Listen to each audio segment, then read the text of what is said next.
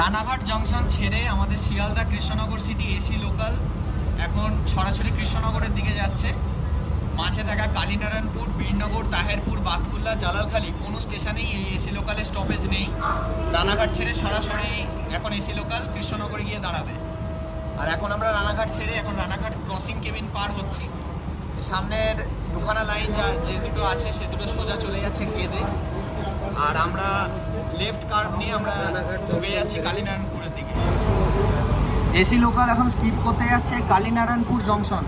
Kalinarayanpur junction rail station পার করবে AC local train Ranaghat junction ছেড়ে এখন কাঞ্চনপুর নদীর উপর এই ব্রিজ পার করে কালীনারায়ণপুর রেল স্টেশনে স্কিপ করে আমরা যাচ্ছি কৃষ্ণনগর সিটি জংশনের পথে। স্কিপিং কালীনারায়ণপুর। এটি বিকশিত ভারতের দিকে আমাদের যাত্রার একটি আন্তর্জাতিক কমিটি আপনাকে আমি এবং আরেকটা ভ্রমণ প্রদান করছি। এবার এসি লোকাল পার করছে বীরনগর। বীরনগর রেল স্টেশনে স্কিপ করছে। আর বীরনগর রেল স্টেশনে একটি স্টপেজের দাবি সকলে করছিল এই লাইনে, যেহেতু কৃষ্ণনগর সিটি জংশন থেকে বীরনগর বা তাহেরপুরের মধ্যে কোনো স্টপেজ দিচ্ছে না। বহু মানুষের দাবি ছিল যে বীরনগর স্টেশনে একটা স্টপেজ দেওয়া উচিত, বীরনগর রেল স্টেশন কিন্তু পূর্ব রেল থেকে বীরনগর স্টেশনে কোনো স্টপেজ দেওয়া হয়নি। রানাঘাটের পর সরাসরি কৃষ্ণনগরে গিয়ে থামবে আমাদের এসি লোকাল। তো এর পরবর্তী স্কিপ হতে যাচ্ছে তাহেরপুর। স্কিপ করছে তাহেরপুর।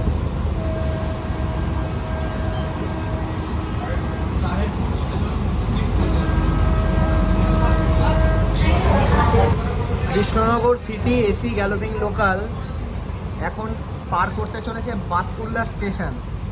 এই বাতকুল্লা স্টেশনে যে স্টপেজ থাকবে না এটা এখানকার মানুষ সত্যিই আশা করেনি। এমনকি বাতকুল্লা স্টেশন একটি অনেক গুরুত্বপূর্ণ স্টেশন ছিল। তো পূর্ব রেল তবুও এই এসি লোকালকে কোনো স্টপেজ না দিয়েই সরাসরি কৃষ্ণনগরে স্টপেজ নির্ধারণ করে। তো পরবর্তীতে আমরা আশাবাদী হয়তো পূর্ব রেল বাতকুল্লার পাশাপাশি বীরনগর এই দুটো স্টেশনে এই কৃষ্ণনগর এসি গ্যালোপিংয়ের স্টপেজ দেবে। তো আমরা এখন পার করতে চলেছি বাতকুল্লা স্টেশন।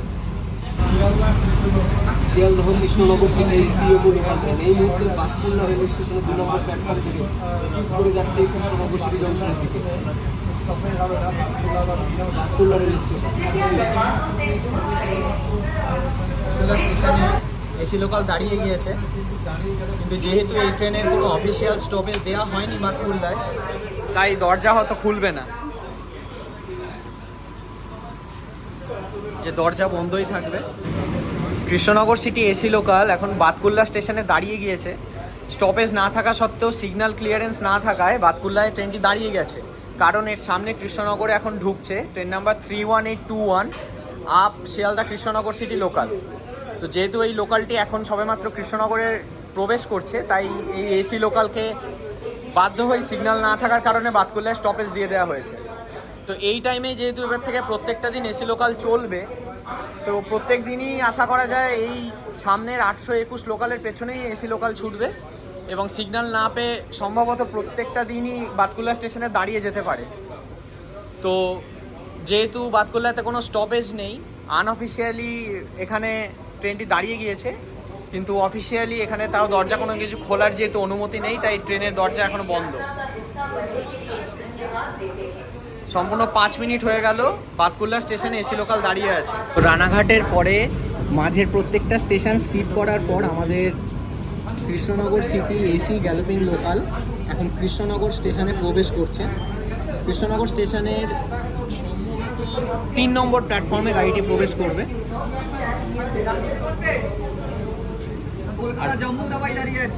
আর পাশে এখানে কৃষ্ণনগরে রেক শান্ট করা আছে কলকাতা জম্মুতাওয়ি এক্সপ্রেসের।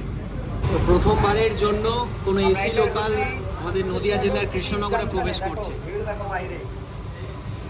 সকলেই দাঁড়িয়ে ছবি তুলছে, ছবি ক্যাপচার করছে। প্রথম এসি লোকাল এন্টার করছে কৃষ্ণনগর সিটি জাংশন।